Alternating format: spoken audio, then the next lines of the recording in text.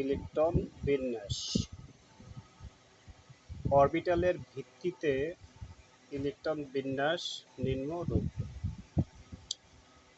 1s, 2s, 2p, 3s, 3p, 4s, 3d, 4p, এরপরে প্রাপ্যতার ভিত্তিতে 5s এ electron প্রবেশ করবে।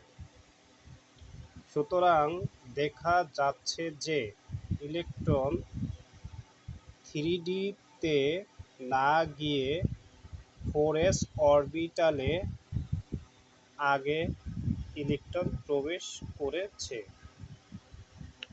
এর কারণ কি তা n+l সূত্রের সাহায্যে আমরা এর কারণ ব্যাখ্যা করতে পারি। যেমন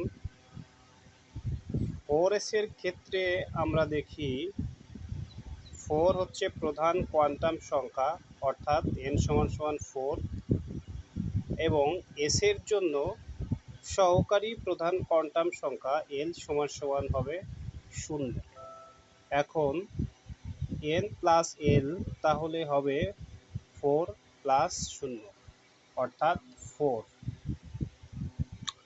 এবং 3d এর ক্ষেত্রে আমরা পাই 3d-তে এখানে 3 হচ্ছে প্রধান কোয়ান্টাম সংখ্যা, অতএব n = হবে 3। এবং আমরা জানি d অরবিটালের জন্য সহকারী কোয়ান্টাম নাম্বার বা সহকারী প্রধান শক্তিস্তর l = 2, অতএব n+l = হবে 3 + 2 = 5।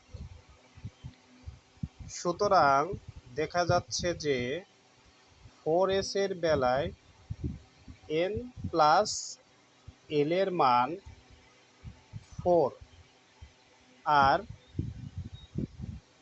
n+l এর মান 3d এর ক্ষেত্রে হচ্ছে 5, যা n+4s এর চেয়ে বেশি। 4s এর শক্তি কম থাকায় ইলেকট্রন সর্বপ্রথম অর্থাৎ 3d এর থেকে 4s এ আগে প্রবেশ করবে।